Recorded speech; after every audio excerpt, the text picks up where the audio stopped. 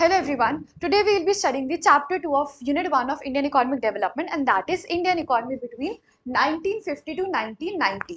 अभी तक हमने पढ़ा था प्रीवियस यूनिट में कि इंडिया की सिचुएशन ईव ऑफ इंडिपेंडेंस के टाइम पर कैसी थी, यानी कि Indian economy was an undeveloped stagnant and a backward economy, right. So हम यहाँ पर ये पढ़ने वाले हैं कि after 200 years of British rule and their explorative policies, India को जब फाइनली फ्रीडम मिली थी on 15th of August 1947, now we were the masters of our own destiny. यानी कि अब इकोनॉमी की पूरी सिचुएशन रिस्पॉन्सिबिलिटी अब वो हमारे हाथ में खुद आ चुकी थी। अब इंडिया को इकोनॉमिक प्रोग्रेस की तरफ लेके जाने की जिम्मेवारी सारी हमारी थी और अब हम इस चैप्टर में यही पढ़ने वाले हैं दैट बिटवीन 1950 टू 1990, यानी कि ये पूरे के पूरे 40 ईयर्स के बीच में इंडिया ने किस तरह से इकोनॉमी को डेवलप करा, यानी कि अब इस बैकवर्ड और एक अनडेवलप्ड इकोनॉमी को इकोनॉमिक प्रोग्रेस की तरफ लेके जाने के लिए जो सारी जिम्मेदारी थी, रिस्पॉन्सिबिलिटी थी, जो वो अब हमारे हाथ में खुद थी। और इन 40 ईयर्स के बीच में हम क्या क्या स्ट्रैटेजीज अपना रहे हैं, क्या क्या रिफॉर्म्स अपना रहे हैं, क्या क्या हम डेवलपमेंट्स करने वाले हैं, किन किन चीज़ों पे हम वर्क करने वाले हैं, वो हम सब कुछ इस कंप्लीट चैप्टर में पढ़ने वाले, राइट। सो अब हमें एक अच्छे इकोनॉमिक सिस्टम की ज़रूरत थी जिससे हम इकोनॉमी को प्रोग्रेस की तरफ लेकर जा सकें। इकोनॉमिक सिस्टम क्या होता है? इकोनॉमिक सिस्टम क्या होता है वो देख लेते हैं एक बार।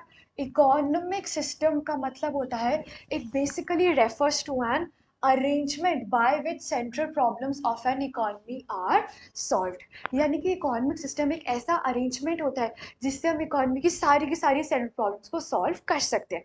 अब सेंट्रल प्रॉब्लम्स क्या होते हैं वो आप ऑलरेडी 11th क्लास में पढ़ चुके हो, बट एक बार फटाफट हम लोग रिकॉल कर लेते हैं। So what are the central problems of an economy? Three central problems होती है, what to produce, how to produce and for whom to produce. What to produce का मतलब क्या होता है? It refers to deciding the final combination of goods and services to be produced. यानी कि we need to select the goods and service जो भी हमें प्रोड्यूस करने हैं, यानी कि वो हमें सबसे पहले देखो ये सोचना है कि हमें कौन सा गुड या कौन सी सर्विस को प्रोड्यूस करना है, right. Second is how to produce. How to produce का मतलब होता है deciding the technique of production, यानी कि हमें कौन सी टेक्निक को यूज करके प्रोडक्शन करनी है। टेक्निक देखो अब दो तरह की होती है, एक होती है लेबर इंटेंसिव टेक्निक और दूसरी होती है capital intensive technique, right. Capital intensive technique का मतलब होता है using more of capital and less of labour, और लेबर इंटेंसिव टेक्निक का मतलब होता है using more of labour and less of capital. Okay, and third is for whom to produce. It refers to deciding the distribution of output among the people, यानी कि हमने जो भी प्रोडक्शन करी है अब हमें सोचना है कि हमें वो गुड्स एंड सर्विस किसको देना है, whether we are producing more for rich and less for poor or we are producing for more poor or less of rich, ठीक है। तो इकोनॉमिक सिस्टम को हमें एक ऐसा इकोनॉमिक सिस्टम अपनाना है जिससे हम तीनों की तीनों सेंट्रल प्रॉब्लम्स को सॉल्व कर सकें, ठीक है। तो हम देख लेते हैं कि हम कौन कौन से इकोनॉमिक सिस्टम को अपना सकते हैं। सो types of economic systems. So in economy में तीन तरह के इकोनॉमिक सिस्टम्स होते हैं। First is the capitalist economy, second is the socialist economy and third is the mixed economy, ठीक है।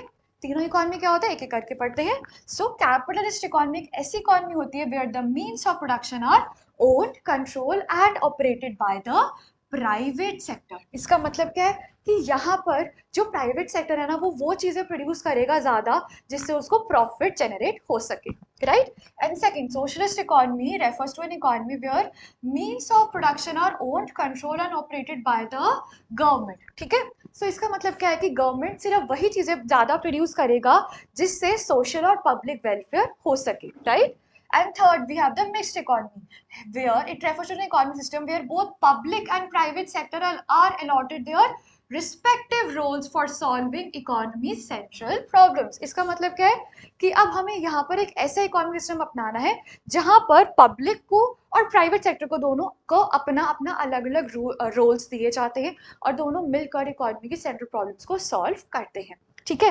तो यहाँ पर बेसिकली होता क्या है, यहाँ पर बेसिकली सबसे पहले जो प्रोडक्शन है वो करता है प्राइवेट सेक्टर, एंड जो चीज़ें मार्केट या फिर प्राइवेट सेक्टर प्रोवाइड नहीं कर पाए, यानी कि जो भी चीज़ें मार्केट या प्राइवेट सेक्टर फेल कर जाए प्रोवाइड करने में, फिर वो चीज़ें सारी की सारी वो चीज़ें फिर गवर्नमेंट प्रोवाइड करती है। ठीक है।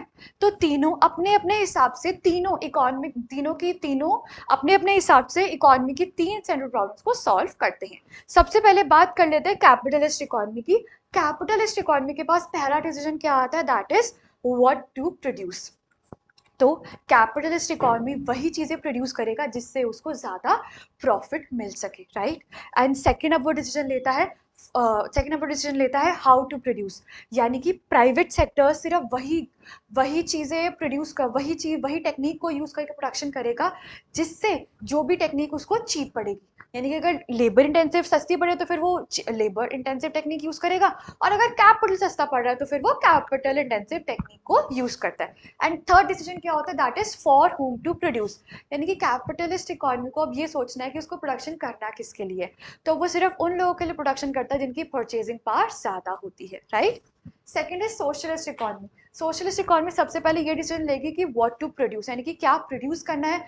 तो सोशलिस्ट इकोनॉमी सिर्फ वही गुड एंड सर्विस प्रोड्यूस करेगी जिसकी सोसाइटी को एक्चुअल में नीड है। And second is how to produce, यानी कि गवर्नमेंट सेक्टर वो वाली टेक्निक प्रोडक्शन की यूज करेगा जो, मतलब अब यहाँ पर गवर्नमेंट सेक्टर को सोचना है कि उनको कौन सी टेक्निक यूज करनी है प्रोडक्शन करने के लिए। थर्ड डिसीजन क्या है, फॉर होम टू प्रोड्यूस। अब यहाँ पर गवर्नमेंट सेक्टर परचेजिंग पावर को देखकर प्रोडक्शन नहीं करेगा, या फिर यहाँ पर अब गवर्नमेंट ये देखेगी कि किसको एक्चुअल में नीड है किसी भी गुड एंड सर्विस की, तो वो उन पर्सन को वो गुड या सर्विस देगा, राइट। एंड थर्ड क्या है, मिक्स्ड इकोनॉमी। अब यहाँ पर government sector and private sector दोनों मिलकर इकोनॉमी की सेंट्रल प्रॉब्लम्स को सॉल्व करते हैं। बस एक बात आपको ध्यान रखना है कि पहले सारी की सारी जो प्रोडक्शन है वो प्राइवेट सेक्टर करता है, एंड जो भी प्राइवेट सेक्टर फेल कर जाए प्रोवाइड करने में, फिर वही चीज़ें गवर्नमेंट सेक्टर प्रोवाइड करता है, राइट। अब इंडिया में तीनों में से कौन सा इकोनॉमिक सिस्टम अपनाया गया है वो अब हम आगे पढ़ने वाले हैं।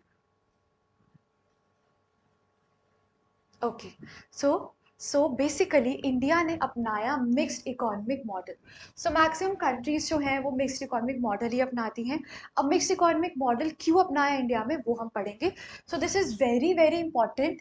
सो ये आपका 3 to 4 मार्क का क्वेश्चन आराम से बन सकता है कि इंडिया ने कौन सा इकोनॉमिक मॉडल अपनाया और वो मॉडल इंडिया ने क्यों अपनाया। सबसे पहले इंडिया ने सोशलिस्ट इकोनॉमिक मॉडल क्यों अपनाया वो अब हम पढ़ने वाले।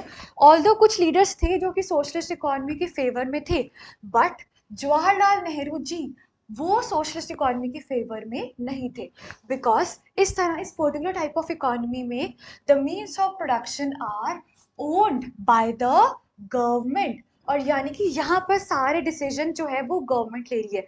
बट इंडिया तो एक डेमोक्रेटिक कंट्री है, तो यहाँ पर हम सारे डिसीजन गवर्नमेंट को अकेले लेने नहीं दे सकते, तो यहाँ पर इस वजह से प्राइवेट सेक्टर को भी आना जरूरी है, राइट।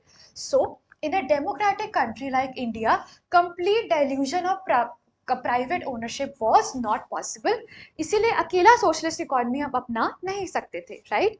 एंड सेकेंड इज, कुछ लोगों ने बोला, कुछ इकोनॉमिस्ट ने बोला कि हमें कैपिटलिस्ट इकोनॉमिक सिस्टम अपनाना चाहिए, but again this did not appeal to Jawaharlal Nehru, right. क्यों ऐसा हुआ, बिकॉज अगेन अगर हम कैपिटलिस्ट इकोनॉमी अपनाते हैं तो यहाँ पर जो भी प्राइवेट सेक्टर है वो सिर्फ और सिर्फ प्रॉफिट मोटिव के लिए काम करेगा, वो वेलफेयर के लिए काम बिल्कुल भी नहीं करेगा। So this might lead to less chances of improvement, right, and public welfare भी यहाँ पर अफेक्ट होगा, okay. So there would be less chances for improvement in the quality of life of majority of people, because obviously वो welfare के लिए काम नहीं करते बिल्कुल भी, okay. So as a result, mixed economy with the best features of both capitalist and socialist economy was adopted, right. So in this view, India would be a socialist society with a strong public sector but also with a private property and democracy. So यानी कि इसका मतलब क्या हुआ कि India ने एक ऐसे इकोनॉमिक मॉडल अपनाया जहां पर कैपिटलिस्ट और सोशलिस्ट दोनों के ही बेस्ट फीचर्स दिखे, राइट। नाउ नेक्स्ट एक छोटा सा क्वेश्चन आता है कि what were the reasons behind mixed economy को अपनाने के क्या रीजंस रहे, okay. So first of all, economic condition of India was backward at the time of independence. So हमें प्राइवेट और पब्लिक दोनों का ही कंट्रीब्यूशन चाहिए था इकोनॉमिक प्रोग्रेस करने के लिए। ऑल्सो सोशलिस्ट इकोनॉमी जो है वो नेशनल प्रोग्रेस के लिए अपनाया जाता है बिकॉज यहाँ पर पब्लिक सेक्टर को रोल दिया जाता है। वेयर एज इंडिया एक डेमोक्रेटिक कंट्री भी है, तो यहाँ पर प्राइवेट सेक्टर का भी उतना ही रोल होना चाहिए जितना पब्लिक सेक्टर का होता है। Right, clear. अब अब हमने देखो ये तो सोच लिया कि हमें कौन सा इकोनॉमिक मॉडल अपनाना है। हमने सोच लिया कि हम मिक्स्ड इकोनॉमिक मॉडल अपनाएंगे जिससे हम इकोनॉमी की सेंट्रल प्रॉब्लम्स को सॉल्व कर सकें, ठीक है। अब नेक्स्ट जो हमें करना है वो है प्लानिंग, यानी कि हमें इंडिया की इकोनॉमी को डेवलप करने के लिए प्लानिंग करनी है। जिस तरह से आप भी अपने लेसन्स प्लान करते हैं कि हमें क्या पढ़ना है, कितना पढ़ना है और कैसे कैसे पढ़ना है, कितने ड्यूरेशन में पढ़ना है, बिल्कुल उसी तरह से इंडिया को भी अब ज़रूरत है एक ऐसा प्लान बनाने की जिस तरह से इंडिया अपने नेक्स्ट 40 ईयर्स को बेहतर कर सके और इंडिया अपनी इकॉनमी को प्रोग्रेस की तरफ लेकर जा सके। करेक्ट। सो अब हमारा काम था कि इंडिया की बैकवर्ड, पुअर और स्टैग्नेंट इकोनॉमी को रिवाइव करना। ओके, सो उसके लिए हमें एक प्लानिंग की ज़रूरत थी और उसको कहते हैं economic planning. Okay, economic planning का मतलब क्या होता है? Economic planning basically refers to the making major economic decision like what, how and whom to produce by the concise decision of the determined authority based on the comprehensive survey of the economy as a whole। यानी कि हम economy को एक continuous तरीके से देखेंगे and उसको proper survey करेंगे और जो भी अथॉरिटी यानी कि public sector and private sector दोनों मिलकर इकोनॉमी की तीनों सेंट्रल प्रॉब्लम्स को यहाँ पर सॉल्व करने वाले। राइट, अब यहाँ पर एक इम्पॉर्टेंट नेम है that is PC Mahalanobis. He is also known as the architect of the Indian economic planning. अब इनके बारे में हम आगे भी पढ़ने वाले हैं, डोंट वरी। राइट, सो इधर सबसे पहले आप ये ध्यान देंगे 1948 में इंडस्ट्रियल पॉलिसी रेजोल्यूशन अपनाया गया था, so which was known as the first resolution policy. So first resolution policy हमने अपनाई in the year 1948 and the directive principles of the Indian Constitution assigned leading role to the public sector। यानी कि public sector को इन दोनों के आने की वजह से एक लीडिंग रोल दिया गया था। इसके अलावा प्राइवेट सेक्टर को भी एनकरेज करा गया था इकोनॉमी की प्रोग्रेस की तरफ, इकोनॉमी को प्रोग्रेस की तरफ लेकर जाने के लिए। ठीक है, अब यहाँ पर हमें एक अथॉरिटी की ज़रूरत थी जो कि इकोनॉमी की प्रोग्रेस कर सके। राइट, तो अब यहाँ पर एक प्रॉपर प्लानिंग अथॉरिटी बनाई गई थी to make the economic planning effective. Government ने 1950 में प्लानिंग कमीशन को इस्टेब्लिश किया था। ध्यान रखना, इंपॉर्टेंट है एमसीक्यू के लिए। प्लानिंग को बहुत ज़्यादा इफेक्टिव करने के लिए 1950 में प्लानिंग कमीशन एस्टैब्लिश किया गया था with prime minister Jawaharlal Nehru as the chairman. But उसके बाद planning commission was replaced in the year 2015 by NITI Aayog. यानी कि सबसे पहले 1950 में प्लानिंग कमीशन एस्टैब्लिश हुई थी, उन्होंने बहुत सारे प्लान्स बनाए, बट उसके बाद 2050 में जब गवर्नमेंट चेंज हुई तो उन्होंने प्लानिंग कमीशन को रिप्लेस कर दिया बाय नीति आयोग इन 2015। करेक्ट। सो अब what was the purpose of the commission? यहाँ पर हमारा पर्पस था to carefully assess the human and physical resources of the country and to prepare the plans for the effective use of the resources. Correct, अब हमें resources को effectively use करना है, इसी के लिए और हमें इकोनॉमी की प्रोग्रेस करनी है, इस वजह से हमें प्रॉपर प्लानिंग कमीशन की जरूरत थी। ठीक है, अब प्लानिंग कमीशन क्या करता है? Planning commission fix the planning period of 5 years. Planning commission क्या करता है? वो प्लानिंग का पीरियड एक फिक्स कर देता है 5 ईयर्स। ठीक है, फिर तब से हमारा 5 ईयर प्लान का जो एरा है वो बिगेन हुआ। तो ये बहुत इंपॉर्टेंट है कि जो इकोनॉमिक प्लानिंग हुई उसके लिए हमने प्लानिंग को और इफेक्टिव करने के लिए प्लानिंग कमीशन को एस्टैब्लिश करा 1950 में। एंड उसके बाद से फिर हमने क्या करा? प्लानिंग कमीशन में हमने 5 ईयर प्लान्स बनाए। हर 5 ईयर प्लान का अलग अलग ऑब्जेक्टिव था, अलग अलग गोल था। राइट, ठीक है, तो अब यहाँ पर हमने 5 ईयर प्लान बनाए, तभी से इकोनॉमी में 5 ईयर प्लानिंग का जो एरा था वो स्टार्ट हुआ था। करेक्ट। ओके, नाउ अब ये एक नोट है, सब ध्यान से पढ़ेंगे। So it must be noted that planning commission is no more in existence, वो हमें पता है। And 1 जनवरी 2015 में कैबिनेट रेजोल्यूशन पास हुआ था और प्लानिंग कमीशन को रिप्लेस किया गया था by the newly form NITI Aayog. Right, with prime minister as the ex officio chairman।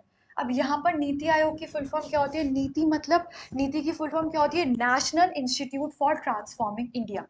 इसको सब मार्क कर लेंगे, एमसीक्यू के लिए इंपॉर्टेंट है। नीति की फुल फॉर्म क्या होती है? National institution for transforming India. MCQ में ये आ सकता है। ओके, आई होप यहाँ तक क्लियर है। सो इंडिया ने इकोनॉमिक प्लानिंग क्यों अपनाई थी? India basically adopted the mixed economic model to solve the basic problems of the economy, right? And India को चाहिए था quick economic progress to abolish the poverty and unemployment. Also, India wanted an equitable distribution of resources and income so that वो अपने सारे goals achieve कर सके। तो ये 3 रीजन है जिसकी वजह से इंडिया ने इकोनॉमिक प्लानिंग अपनाई थी। ओके, सो हम प्लानिंग के बारे में कुछ और इंपॉर्टेंट चीजें हैं वो पढ़ लेते हैं। सबसे पहले मीनिंग ऑफ प्लान, यानी कि प्लान का एक्चुअली मतलब होता क्या है? So plan is a document showing detailed scheme, program and strategy worked out in advance for fulfilling an objective, right? So it has some general goals as well as some specific objectives which are to be achieved within the specified period of time. यानी कि plan क्या होता है? Plan एक पूरा document होता है, यहाँ पर कुछ जनरल गोल्स लिखे होते हैं एंड यहाँ पर कुछ स्पेसिफिक गोल्स लिखे होते हैं जो हमें एक फिक्स टाइम ड्यूरेशन में अचीव करने होते हैं। Okay, next come what reason for making plan, यानी कि हमें प्लानिंग करनी क्यों है? ठीक है, वो आ जाता है अब next. So planning is done to achieve some predetermined goal. अब हम चाहते हैं कि हम एक गोल को अचीव कर सकें। जैसे आप भी कभी पढ़ाई करने बैठते हो तो आप ये सोचो ना कि आज मैं ये 10 क्वेश्चन है, 10 के 10 क्वेश्चन मैं कर ही उठूंगा, राइट? तो आप चाहते हो कि वो 1 घंटे में 10 क्वेश्चन आपके कंप्लीट हो जाए और उसके बाद फिर आप आगे बढ़ सको। सिमिलरली हम प्लानिंग क्यों करते हैं? हम प्लानिंग इसलिए करते हैं सो दैट हम इकोनॉमी, जो हमने प्री डिटर्मिन्ड हमारे जो गोल्स है, हमने जो चीज़ें पहले से सोच रखी है, अब हम चाहते हैं कि हम उन चीज़ों को सॉल्व करें और हम उन चीज़ों को सॉल्व करें एक पर्टिकुलर टाइम पीरियड के अंदर ही। Okay, next is duration of each plan, यानी कि जो हर एक प्लान होता है उसकी टाइम ड्यूरेशन क्या होती है? हर एक प्लान की टाइम ड्यूरेशन जो होती है ना वो होती है 5 ईयर। हर एक प्लान जो बनता है ना अंडर प्लानिंग कमीशन वो 5-5 सालों के लिए बनता है, therefore it is known as the 5 year plans. And ये जो कॉन्सेप्ट ऑफ 5 ईयर प्लान है ये कहाँ से अपनाया गया था? It was borrowed from the Soviet union, यानी कि यूएसएसआर से ये जो प्लानिंग का कॉन्सेप्ट है ये हमने अपनाया था।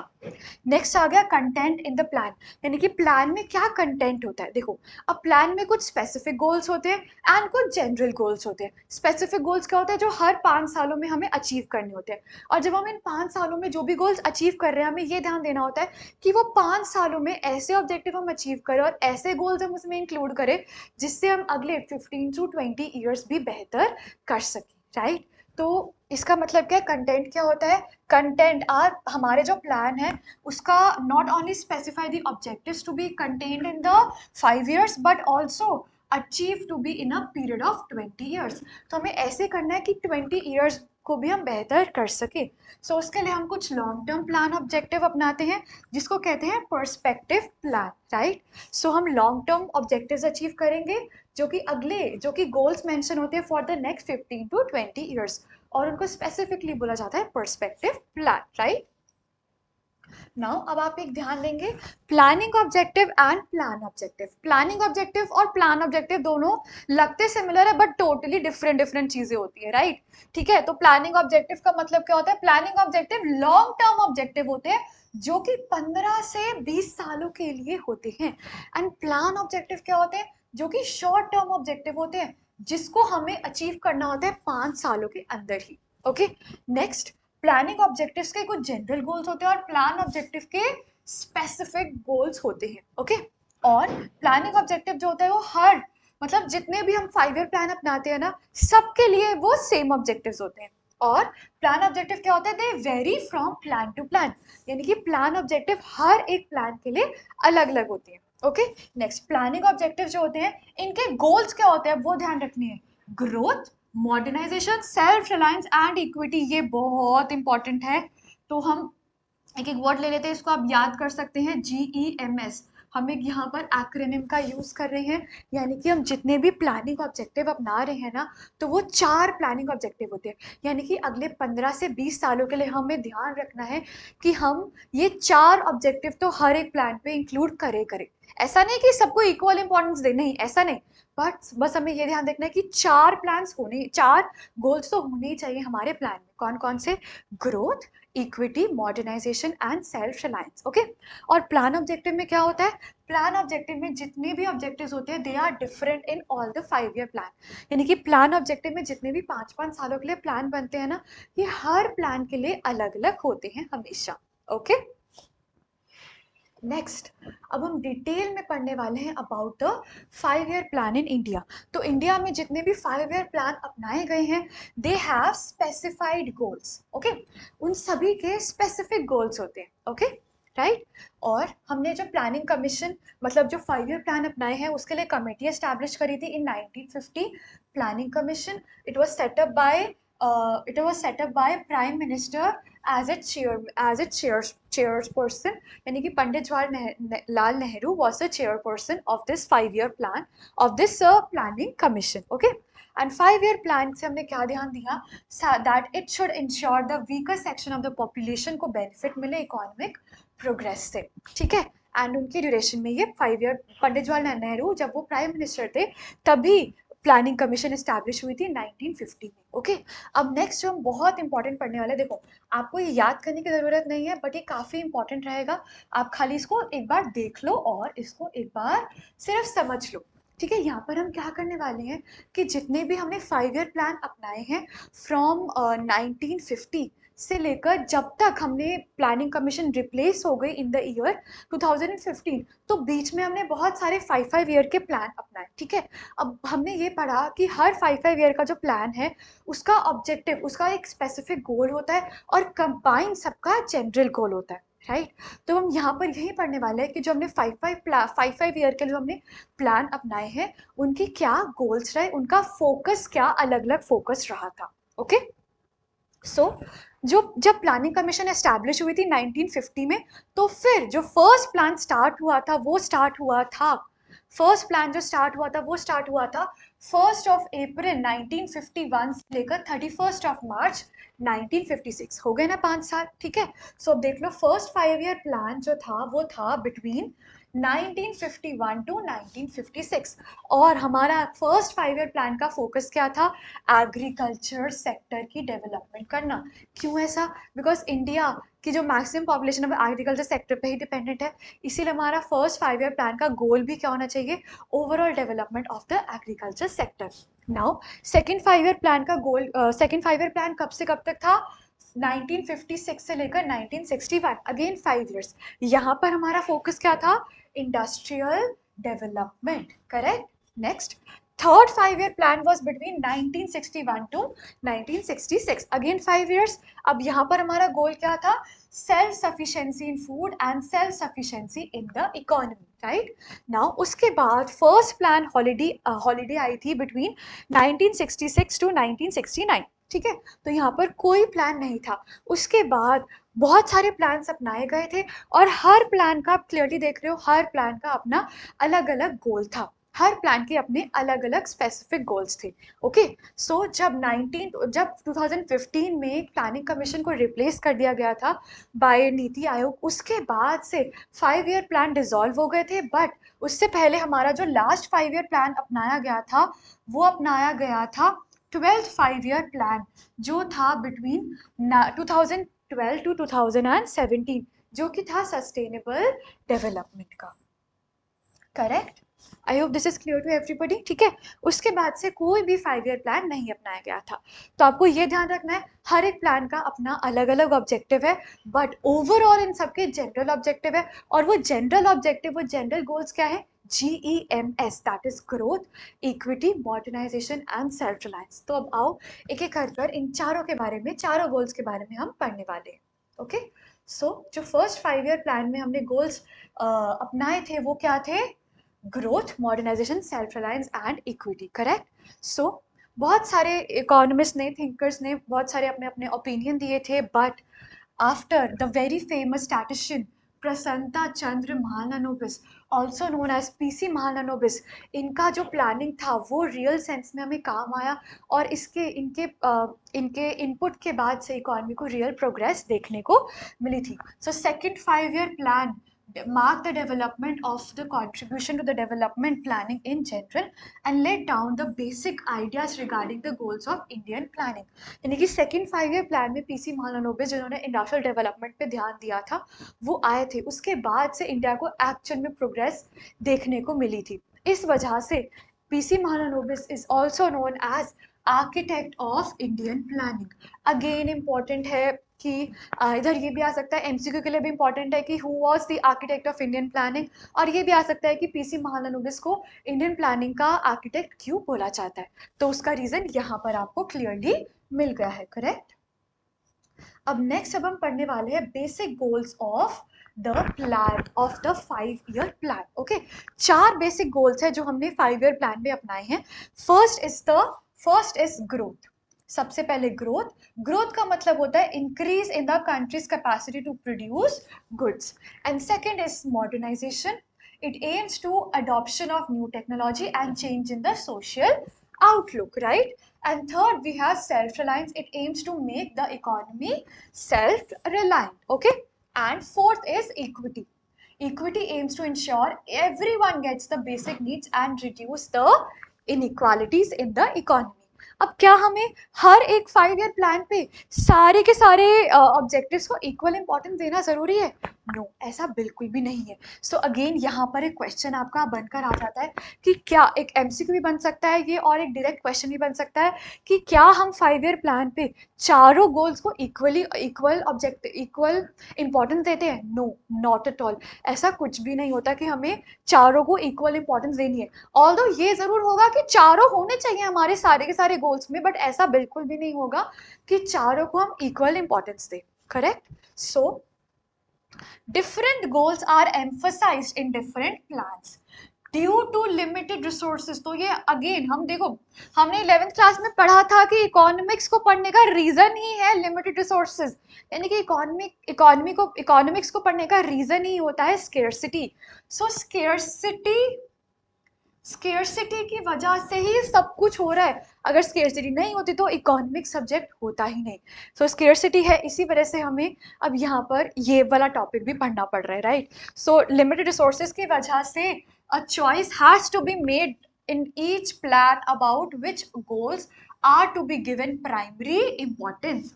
यानी कि लिमिटेड रिसोर्सेज की वजह से ही ना हमें ये सोचना पड़ेगा कि हमें किस पर्टिकुलर गोल को ज़्यादा इंपॉर्टेंस देनी है एंड किस को थोड़ी कम इंपॉर्टेंस देनी है. ऑल्दो हमें सबको रख के चलना है, हमें सारे के सारे गोल्स चाहिए, बस फर्क आएगा कि हमें कौन से प्लान में किसकी ज़्यादा ज़रूरत है उसको हम ज़्यादा इंपॉर्टेंस देंगे, एंड किस प्लान में हमें किसकी ज़रूरत नहीं है उसको थोड़ी सी हम कम इंपॉर्टेंस देंगे, बट लेंगे सभी को हम. Okay. So nevertheless the planners have to ensure that as far as possible policies of plans do not contradict with these 4 goals. Okay. So in fact the goals may be actually conflict. For example, अब ये बहुत important example है, आप इसको include करोगे ना अपने answer में, बहुत अच्छा इंप्रेशन पड़ेगा टीचर पर. ठीक है. तो फॉर एग्जाम्पल अब हमारा गोल है कि मॉडर्न टेक्नोलॉजी अपनाएं. ठीक है. तो ऑब्वियसली बात है कि अगर हम मॉडर्न टेक्नोलॉजी को अपनाते हैं, यानी कि फॉर एग्जांपल अगर हम आज की बात करें, अगर हम एआई को इंट्रोड्यूस करते हैं तो obviously this will create the problem of unemployment, है ना. तो अगर हम मॉडर्न टेक्नोलॉजी को अचीव करना चाहते हैं तो वहाँ पर अनएम्प्लॉयमेंट तो होगी, यानी कि वहाँ पर एम्प्लॉयमेंट वाला ऑब्जेक्टिव हम अचीव नहीं कर पाएंगे. ठीक है. तो इस वजह से ना अलग अलग प्लान पर हम अलग अलग चीज़ों को इंपॉर्टेंस देते हैं, जिसकी वजह से अगर हम एक चीज़ अचीव करना चाहते हैं ना तो दूसरी चीज़ को हमें ध्यान में रखना है, बट अगर वो थोड़ी सी अफेक्ट हो रही है ना तो उसको हमें इतना उसको मैटर नहीं करने देना. राइट. तो अब यहाँ पर एक बार रीड कर लेते हैं एग्जाम्पल को. For example, the goal of introducing modern technology may be in conflict with the goal of increasing employment. If technology reduces the need for labour, the planners have to balance the goals, as it is very difficult it is a very difficult job indeed. right. so अब यहाँ पर अगर हम एक चीज़ को achieve करने जाएंगे तो दूसरी चीज़ अफेक्ट होगी, तो वहीं पर ना प्लानर्स को थोड़ा ध्यान में देना पड़ेगा कि किस तरह से एक चीज़ को अगर हम अचीव करने जा रहे हैं तो दूसरी चीज़ अफेक्ट हो, बट इतनी अफेक्ट ना हो कि अगले 15 से 20 सालों तक हमें उसका नुकसान झेलना पड़े, ठीक है। इसीलिए हमें ध्यान देना है कि अगले 15 से 20 सालों में हमें ये चार जो GEMS हमारे गोल्स है ये तो अचीव हो ही, correct. Okay, I hope this is clear. Okay, so now we'll study each and every goal of the Indian economic planning in elaborate way, ठीक है। अब यहाँ पर ना आपको एक बात ध्यान रखनी है कि हर एक गोल ना आपके एग्जाम में अलग से 3 to 4 मार्क का पूछा जा सकता है। ओके, सो अकेला ग्रोथ को भी आपको एक्सप्लेन करने को आ सकता है for a 3 to 4 mark question.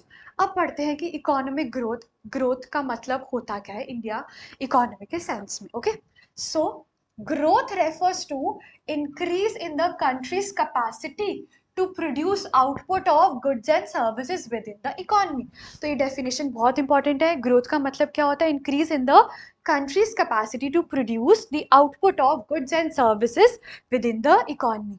यानी कि कंट्री की कैपेसिटी इंक्रीज हो रही है to produce goods and services, यानी कि कंट्री ज़्यादा से ज़्यादा गुड्स और सर्विसेज प्रोड्यूस कर पाए अपनी इकोनॉमी में, राइट। एंड ग्रोथ इम्प्लाइज इधर larger stock of productive capital, यानी कि मशीनरी है, ठीक है, वो एक कैपिटल गुड है, right.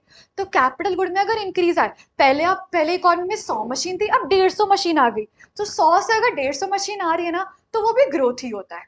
Okay, second we have larger size of productive services, यानी कि सर्विसेज हैं जैसे ट्रांसपोर्ट हो गया, बैंकिंग हो गया, इंश्योरेंस हो गया, इन सपोर्टिव सर्विसेज में भी अगर इंक्रीज आ रहा है तो उसको भी ग्रोथ ही कहते हैं। Third we have increase in the efficiency of productive capital and services, यानी कि जो भी आपने ऊपर पढ़ा, प्रोडक्टिव कैपिटल और सर्विसेज दोनों की अगर एफिशिएंसी बढ़ रही है तो उसको भी हम ग्रोथ का नाम ही देते हैं। जैसे अगर पहले एक मशीन 100 यूनिट्स प्रोड्यूस कर पा रही थी किसी भी चीज़ की, अब अगर वही मशीन 150 यूनिट्स प्रोड्यूस कर पाएगी तो उसको कहते हैं एफिशिएंसी उस मशीन की इंप्रूव हो रही है। या फिर अगर पहले एक पर्टिकुलर लेबर अपने स्किल से कुछ 500 यूनिट्स प्रोड्यूस करा था, अब अगर उसका स्किल डेवलपमेंट हो रहा है तो वही लेबर अपने स्किल से 500 के बदले 700 यूनिट्स अगर प्रोड्यूस करता है ना, तो उसको भी ग्रोथ कहते हैं, करेक्ट। ओके, अब जैसे हर चीज़ को मेजर करने के लिए हमारे पास अलग अलग इंस्ट्रूमेंट्स होते हैं। जैसे हम डिस्टेंस को मेजर करते हैं इन टर्म्स ऑफ किलोमीटर, हम लिक्विड को मेजर करते हैं लीटर्स की टर्म पर। सिमिलरली अगर हमें ग्रोथ को भी मेजर करना है ना, तो उसके लिए भी हमें एक अच्छे इंडिकेटर की ज़रूरत है। सो ग्रोथ को मेजर करने के लिए the indicator we use is GDP, यानी कि अगर किसी भी कंट्री की GDP अच्छी है तो हम बोलेंगे वो कंट्री अच्छा ग्रो कर रही है, और अगर किसी कंट्री की GDP अच्छी नहीं है तो सिंपल सी बात है कि उस कंट्री की ग्रोथ इतनी अच्छी नहीं हो रही है, करेक्ट। सो ग्रोथ का GDP का मतलब क्या होता है? GDP refers to market value of final goods and services produced within the economy. In the economy मतलब domestic territory during the period of 1 year, यानी कि एक साल में एक इकोनॉमी के डोमेस्टिक टेरिटरी के अंदर जितने भी गुड्स एंड जितने भी final goods and service produce हो रहे हैं उसको कहते हैं GDP, correct. So increase in GDP और the availability of goods and service enables people to enjoy a more rich and a varied lifestyle, ठीक है। अब अलग अलग सेक्टर्स से हमें ग्रोथ मिलती है। कौन कौन से सेक्टर से हमें ग्रोथ मिलती है? एग्रीकल्चर सेक्टर से हमें ग्रोथ मिलती है, इंडस्ट्रियल सेक्टर से भी ग्रोथ होती है, और सर्विस सेक्टर से भी ग्रोथ होती है, ठीक है। This is basically known as the structural composition of an economy.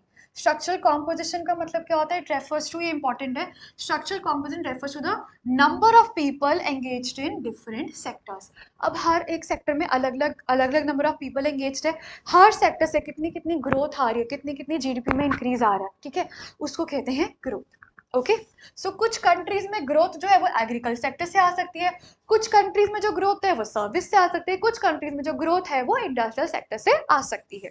Okay, अब एक इंपॉर्टेंट चीज है कि जो इंडिया में देखा गया है सर्विस सेक्टर की जो ग्रोथ है वो 1990 में इंक्रीज देखा गया सर्विस सेक्टर से। So service sector was 40.59% more than that of agriculture sector और इंडस्ट्रियल सेक्टर।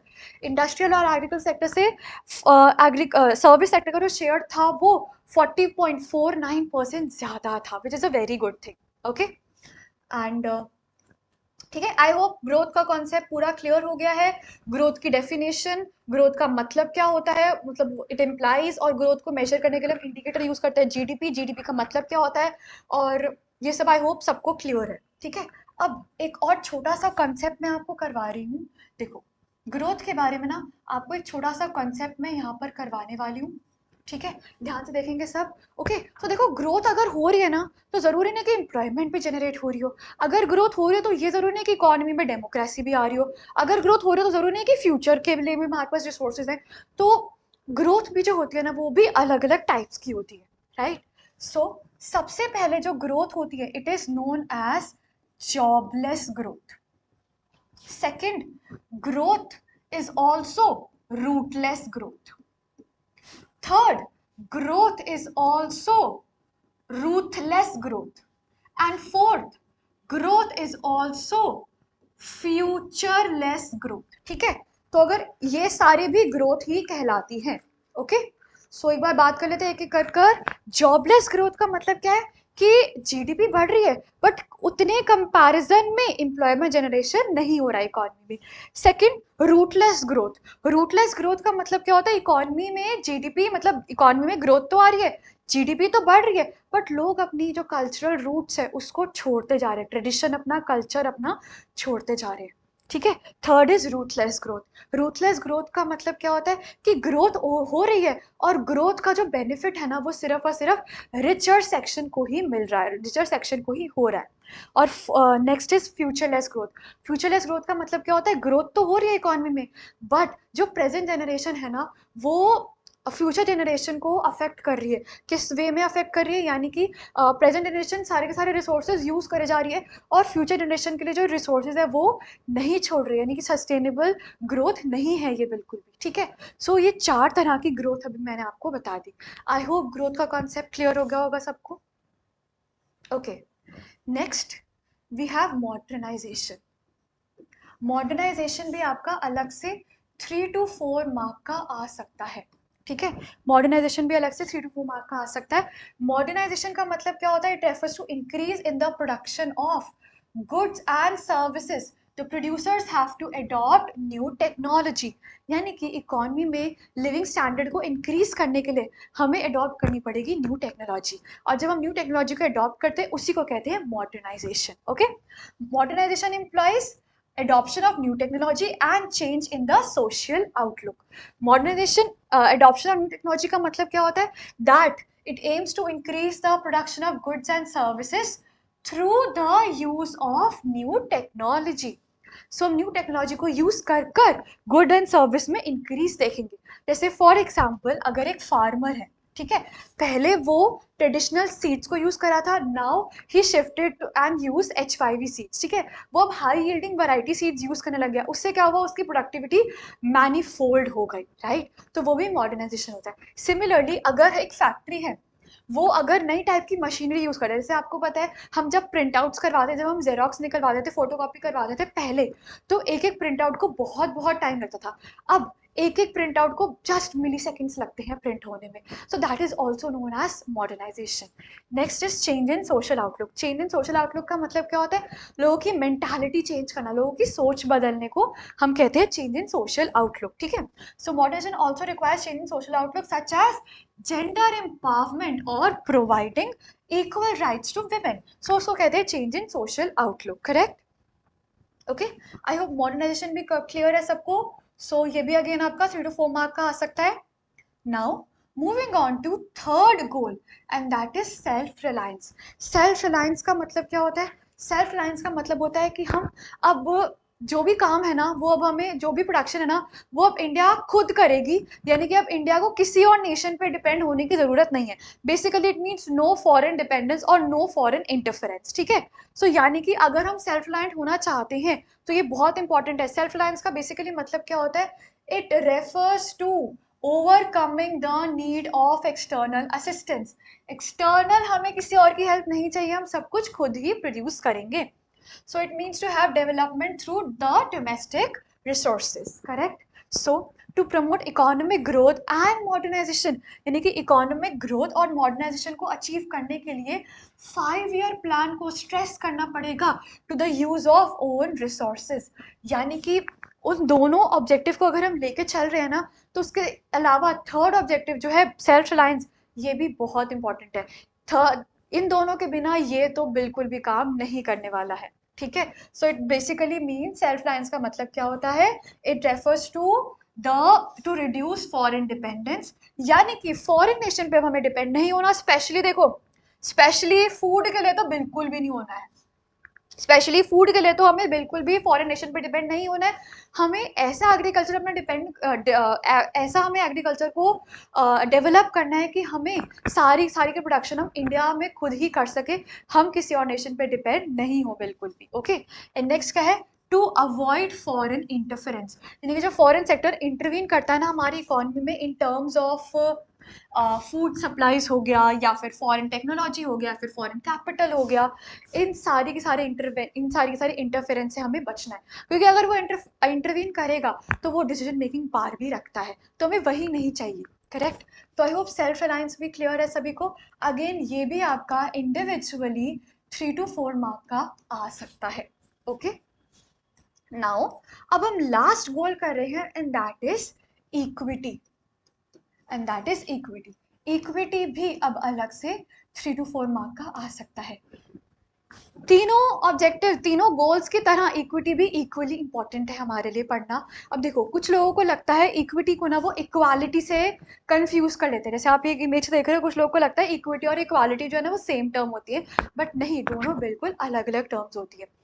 इक्विटी का मतलब होता है जितनी जिसको जरूरत है उतना उसको दो, जिसको कम जरूरत है उसको कम दो, जिसको ज्यादा जरूरत है उसको ज्यादा वो चीज दो। एंड इक्वालिटी का मतलब होता है सबको इक्वली चीजें अलॉट करना। सो दोनों में बहुत फर्क होता है, जो आपको इस इमेज से पूरा क्लियर हो चुका होगा, राइट। सो इक्विटी का मतलब क्या होता है, it is important to ensure the benefits of the economic prosperity to reach poor section as well as instead of enjoy by the rich। इसका इक्विटी का मतलब क्या होता है, जो भी फ्लावर्स होते हैं ना हमारे इकोनॉमिक प्रोस्पेरिटी के, वो सिर्फ और सिर्फ रिच को ना मिले, वो poor section of the economy को भी मिल पाए, राइट। और बाकी तीनों ऑब्जेक्टिव्स की तरह इक्विटी भी इंपॉर्टेंट होता है। So according to equity, every Indian should be able to meet his or her basic needs. एक इंडिविजुअल की बेसिक नीड्स क्या होती है, रोटी, कपड़ा, मकान, हेल्थ और एजुकेशन, ये 5 होती है एक इंडिविजुअल की बेसिक नीड्स, ठीक है। तो हमें ध्यान रखना है कि हम अपने 5 ईयर प्लान को इस तरह से बिल्ड करें, इस तरह से बनाएं, सो दैट हम एक इकोनॉमी के लोगों को ये बेसिक नीड्स तो उनकी फुलफिल करवा सके। Basic needs such as food, decent house, education and health care, and inequality in distribution of wealth should be reduce, ठीक है। और अगर हम इक्विटी लेकर आते हैं इकोनॉमी में, so this will raise the standard of living and it will promote social justice. Clear? I hope ये टॉपिक क्लियर है सभी को, इक्विटी वाला। सो देखो, इंडिविजुअली कोई भी गोल आपका ना अलग से 3 से 4 नंबर का आ सकता है, और कोई भी गोल आपके 2 गोल्स इकट्ठा भी आ सकते हैं, जैसे ग्रोथ विद इक्विटी को समझाओ, ये आ सकता है क्वेश्चन।